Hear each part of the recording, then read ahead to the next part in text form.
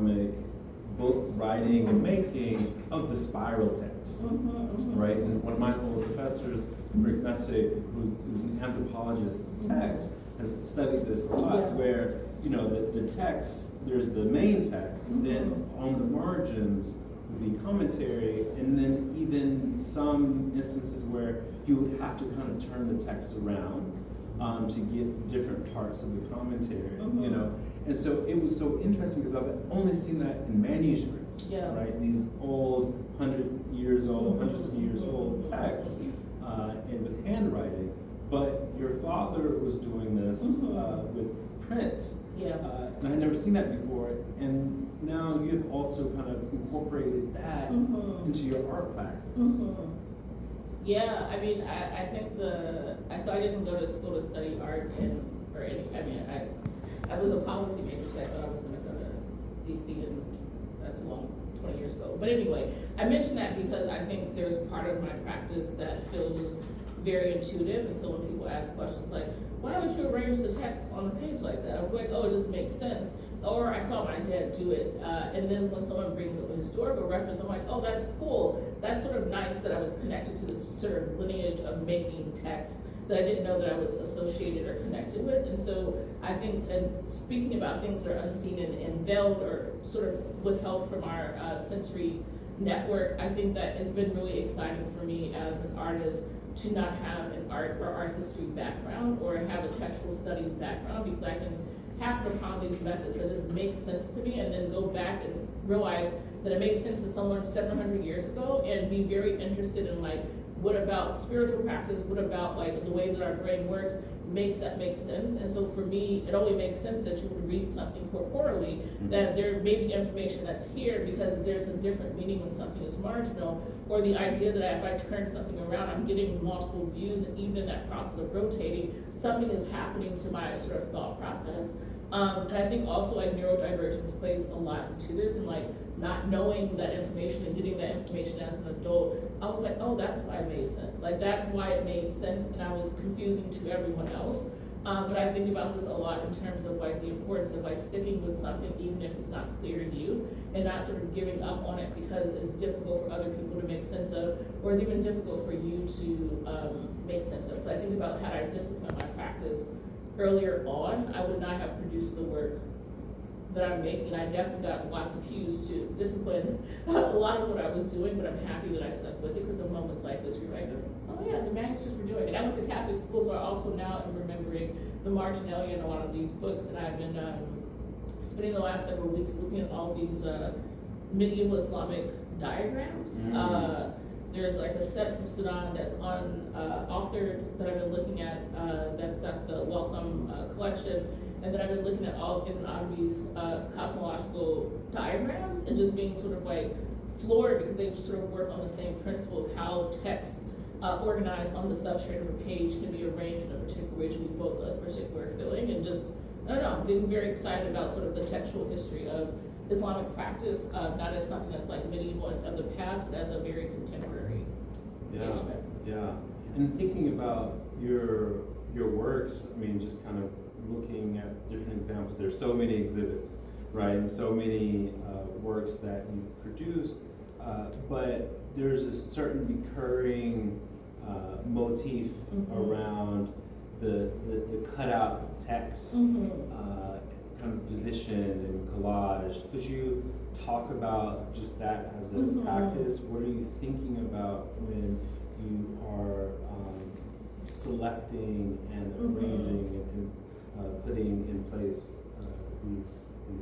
this text? Yeah, I think the first thing that comes to mind is just like the implicit influence of my dad and my mother's sort of like note-taking process, that knowledge never comes from a single source, that you sort of corroborate that. And for them, I think the idea of literally compressing something to the same sheet of paper meant we would go grab this thing, cut it out, and put it on the sheet of paper. We would go grab this thing. And so I think there's a very clear sort of like learning practice for me, which is that your sheet should always sort of have tells from different places, right?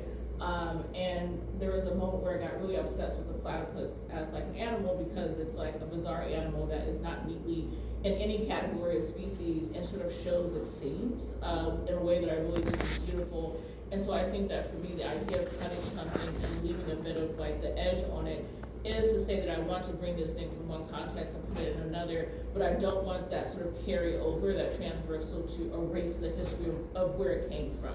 And so in a lot of my works, even when I'm cutting out things, I may leave on some digital artifacting. I may leave on like the top of the line right below it as an indication that it came from somewhere. And when I'm looking for things to cut out, I sort of think about it in the same way that a musician might think about sampling.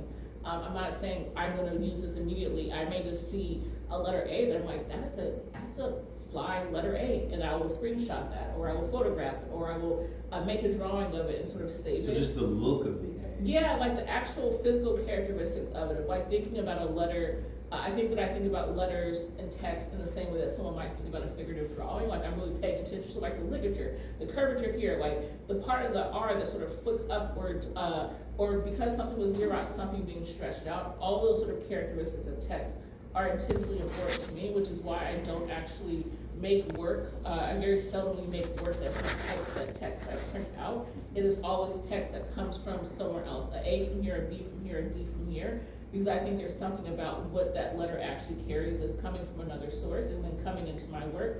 There's also something about digital artifacting and not wanting everything to become like a 4K flat screen, but for things to still have texture. And at this time of digital everything, the only way that I have been able to create texture is by leaving those textures in the work and not trying to sort of compress them or optimize them or render them more precise. Mm-hmm. Textures of text. Yes. That's a poetic way of thinking about the practice. But also, I guess I'm thinking about stuff with just like the image of text, and not thinking of them about as language, right? Usually the default is thinking about writing as language, and it's kind of just so happens to be there.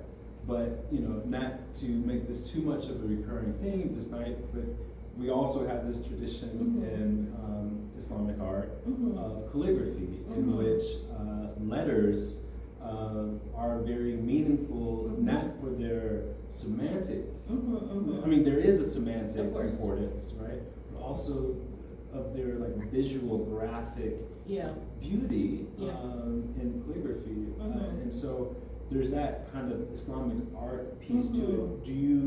Are you engaging with that at all, or it just happens to be there?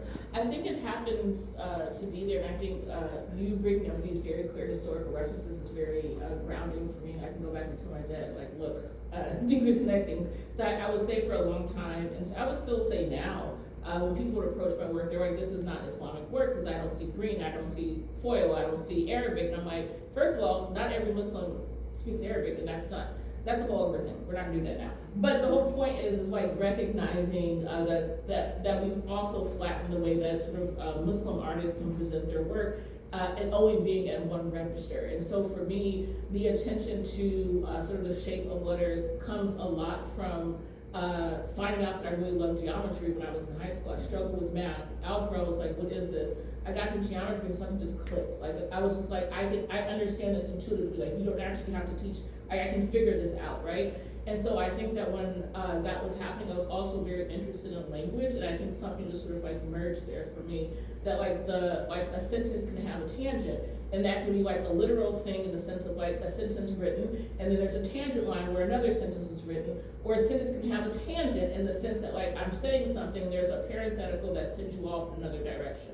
And so I think for me there is sort of this interest in thinking about the relationship between geometry and the ways that letters and things show up, but also have been reading this book. The name is gonna escape me, but it's a text about Ibn Arabi and his cryptographic Arabic script.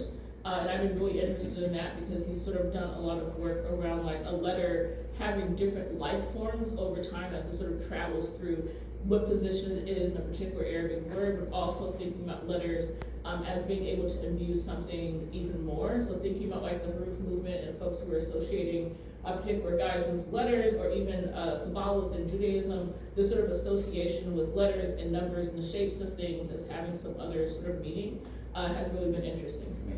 So Camila, I thought we were talking about text. Yes. But you're talking geometry, you're Yeah. talking Yes. cryptography. Yes. Right? It seems like you want us to go back to the science and We can go back to technology the questions. science, yeah. Right? So, I mean, one of the things that I really adore about your work and so excited you're part of the show is that I think one of the really unifying ideas or just facts about what you're doing is a kind of integration, right? A certain refusal to isolate. I mean, you mentioned the platypus and this species that can't be classified into the normal divisions, right? And I see you kind of doing that just now with what we were talking about with text, but at the same time talking about this question of science, of reality. So on the one hand, text, we're talking about representation, ultimately, right? But with science, it's like truth, which is beyond representation. That's something that we're trying to arrive to. And you're saying, no, we have to actually hold these together, and they're connected. And you want us to pursue the connection. How do you manage to do that in your work when there's so much in our everyday lives that actually compel us not to make the connections? Yeah, I mean, I used to work at a nonprofit where I was developing curriculum, and I would get in trouble in the sense of like, I would be like, we're writing this like social studies curriculum, but like, why don't we also talk about the ecosystem during the Industrial Revolution, because that'll really help kids understand like the impacts of blah, blah, blah. And it was always like, this is social studies, this is not science, this is not that.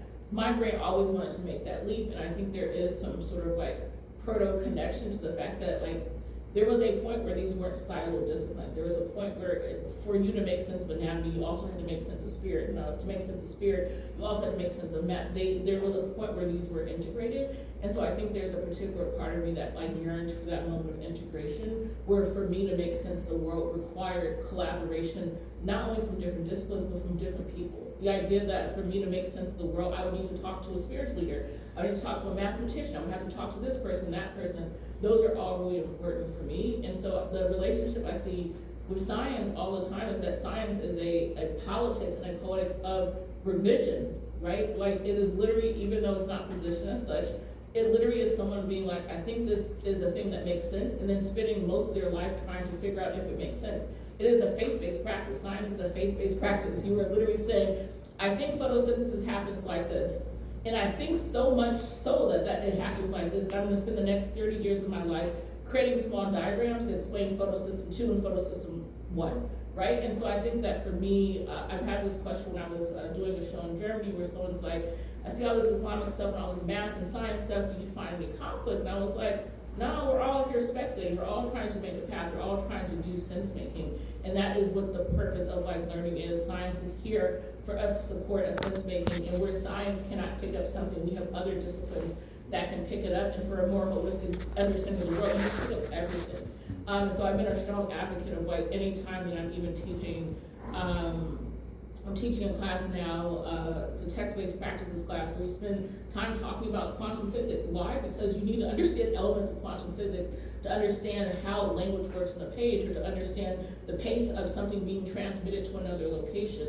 These are important aspects to have a real deep understanding of anything. And I think at this point, we are siloed because it is politically advantageous to have people not integrate ideas or to not even just build connective tissue.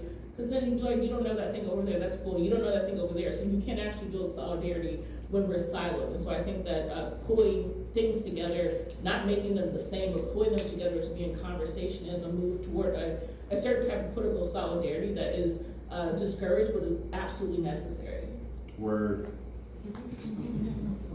Word. That is, this is really doing a lot for me in my thinking right now. And I want to talk about quantum physics. Ooh, okay.